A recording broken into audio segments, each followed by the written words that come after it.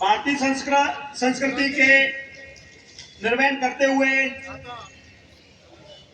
इष्ट देव से धौलपुर की जनता की सुख समृद्धि एवं शांति की कामना करते हुए या देवी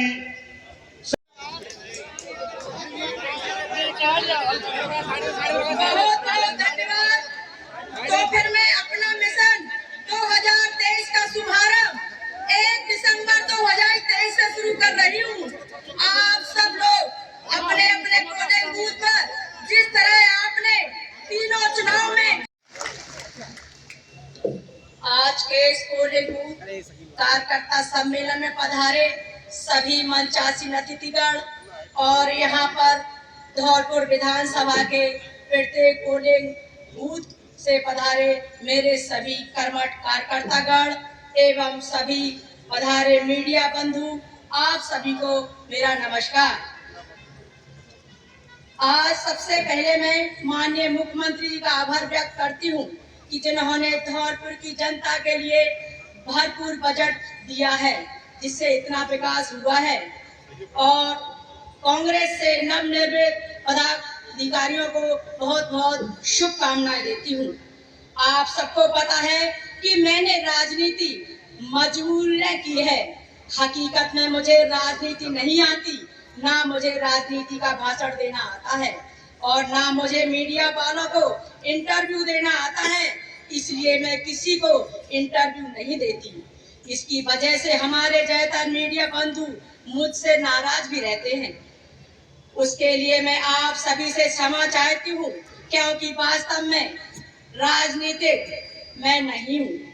आप सब विद्वान इस बात को जानते हैं कि राजनीति में लोग किस तरह के होते हैं। मेरा स्वभाव पूरी तरह धार्मिक और शांति प्रिय है। अन्यथा लोग राजनीति में किसी भी हद तक गुजर जाते हैं। लोग राजनीति में रिश्ते नाते भूल जाते हैं। लोग राजनीति में इंसानियत भूल जाते हैं।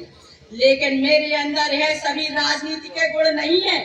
फिर भी आप कहेंगे कि मैं लगातार धौलपुर जैसी सीट पर 2 बार जीती हूँ, तो कैसे?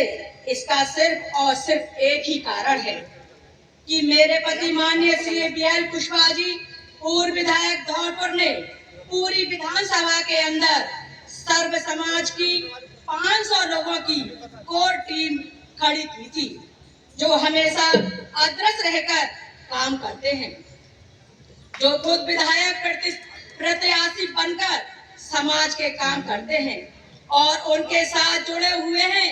पूरी विधानसभा में सभी पोलिंग बूथों पर 5000 कर्मठ कार्यकर्ता जो अपने अपने पोलिंग बूथ पर खुद विधायक प्रत्याशी बनकर काम करते हैं।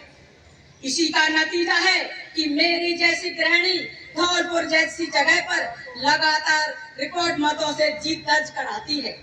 हकीकत में यह मेरी जीत नहीं, यह आप यहाँ पर बैठे आप सभी पोलिंग बूथ कार्यकर्ताओं की जीत है। इसलिए मुझे कोई इंटरव्यू देने की जरूरत नहीं पड़ती और ना ही मुझे कोई भाषण देने की जरूरत पड़ती है, क्योंकि जिसके पास किसी विधानसभा में 5000 कर्मठ और समर्पित सैनिक की टीम हो, उसको जीतने से कोई नहीं रोक सकता। और मेरे यह सभी कार्यकर्ता और मैं भाषण में विश्वास नहीं, काम में विश्वास करते हैं। और वही आज आप सब लोगों के सामने मैंने पेश किया है कि पिछले 7 साल के कार्यकाल में जितने काम हुए, अगर उतने काम पिछले 70 साल में हुए तो कोई मेरा विरोधी प्रत्याशी डिटेल के साथ मुझे लाकर बताए। हकीकत में मेरे विरोधी भी जानते हैं कि जितने कार्य 7 साल में हुए उतने कार्य पिछले 70 साल में नहीं हुए। लेकिन उन विचारों की भी मजबूरी है कि वह लोग राजनीतिक हैं और राजनीति में कुछ तो उनको बोलना ही है, चाहे उसमें सच्चाई हो या ना हो। भले ही हमने सैकड़ों सड़क बनवाई हो, लेकिन जो 2 सड़क नहीं बनी है उनको उसी का रोना है। इसी को तो ना समझ विरोधी कहते हैं, क्योंकि यह लोग जनता के लिए जो किया जाता है उसको नहीं बताते। और जनता सब जानती है कि अगर विधायक ने 100 में से 90 काम कराए हैं, 10 काम नहीं हुए तो कोई बड़ी बात नहीं, क्योंकि 7 साल का समय बहुत छोटा होता है। इसलिए जनता हमारे इन विरोधियों के झूठ को पकड़ लेती है और हमें आशीर्वाद दे देती है। इसलिए हमें उनकी बातों का बुरा नहीं मानना चाहिए। और वैसे भी लोकतंत्र में सभी लोग तो आपके साथ होंगे नहीं, कुछ तो विरोध में रहेंगे ही, और रहने भी चाहिए, क्योंकि यह विरोधी भी हमारी कमियों को बताते हैं, जिससे हम उन कमियों को दूर कर सके।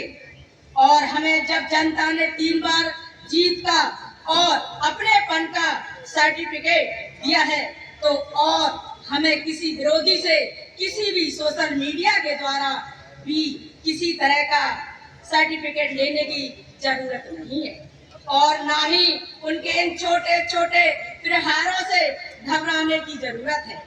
हमें तो आशीर्वाद हमारी जनता ने दिया है, तो हम केवल अपनी जनता के लिए जिम्मेदार हैं। इसलिए आप सबको अपने अपने गांव और मोहल्ले में जाकर जनता जनार्दन के सामने आपके साथ मिलकर हम सबने जो 7 साल विकास कार्य किए हैं, उन सभी कामों से जनता जनार्दन को अवगत कराना है। अब मैं लास्ट में आप सभी कर्मठ कार्यकर्ताओं से निवेदन करना चाहती हूँ कि हम सब ने मिलकर जो भी डिसीजन लिए हैं इन 7 सालों में, जिनकी वजह से यह रिकॉर्ड विकास कार्य कर पाए हैं, अगर आप सभी लोग मेरे कार्यों से, मेरे व्यवहार से और मेरी मेहनत से संतोष हैं और आगे भी मुझे विधायक और मंत्री देखना चाहते हैं, तो सभी लोग दोनों हाथ करके मुझे आशीर्वाद दें।